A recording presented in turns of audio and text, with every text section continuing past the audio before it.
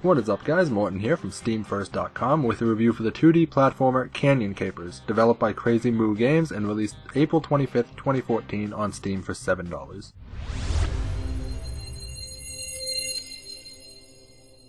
At first glance, Canyon Capers seems pretty generic. You control some random guy and you're wandering around collecting treasures. It's very retro in that sense, as your only objective is to collect everything on each level and then get to the exit. There's really no story, but it's hard to tell a story when all you do is walk around and pick things up off the ground. That doesn't mean the game is bad though, and it actually does some things quite well. The controls are very solid. I didn't play with a gamepad, but I've heard those controls are good as well. As far as gameplay goes, all the mechanics were pretty tight, with the exception of killing enemies. The only way to get rid of enemies is to jump on them, and sometimes I felt like I jumped right through them, or I jumped from below and still managed to hit them on top. It didn't really make sense. But to be honest, I usually just avoided the enemies.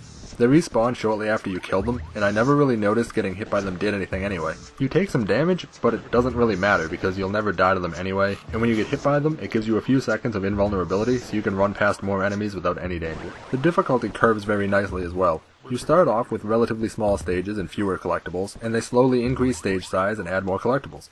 You have to collect everything on the stage in order to open the exit, and you only have a certain amount of time. In the beginning, the timer is pretty unimportant, but after you get a ways into the game, you'll notice yourself running very low on time, especially if you get lost or go the wrong way on one of the bigger stages. Unfortunately, things do start to feel similar over the levels. New obstacles and things are added, but running around collecting the same things on every stage gets a bit dull. Luckily, they have multiple characters and all of them are a little different. They all control the same, but they each have a special thing that makes them unique. So one character can collect coins from farther away, and another has an arrow pointing towards the exit, things like that.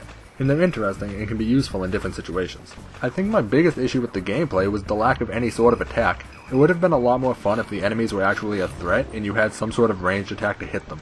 But I never felt like I was in any danger aside from getting hit by an enemy in midair and falling into a pit of lava. Nothing was ever going to kill me. And I couldn't jump on the enemies that fly around because there isn't a way to get above them all the time. Gameplay gets a 3.5 out of 5. It works and it's fun for the most part, but it can get a little repetitive and there's nothing particularly challenging about it. Visually, the game looks good. The gems and coins and all the enemies and backgrounds are fairly well detailed. It's nothing exceptional, but it's certainly not bad either.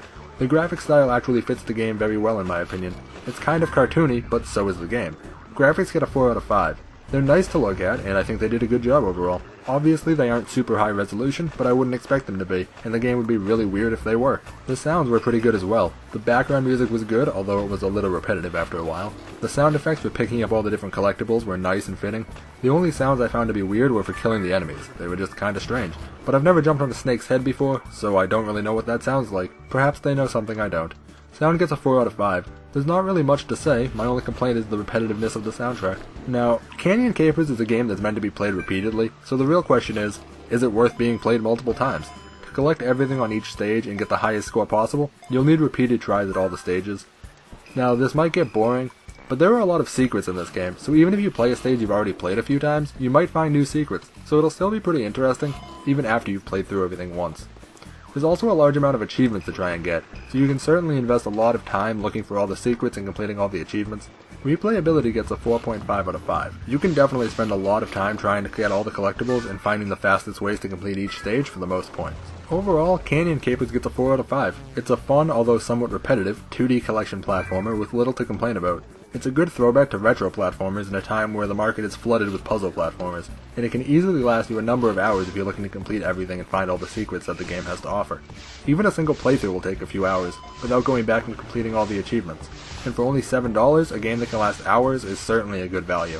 So if you're looking for a collection game, then Canyon Capers is certainly a good place to start.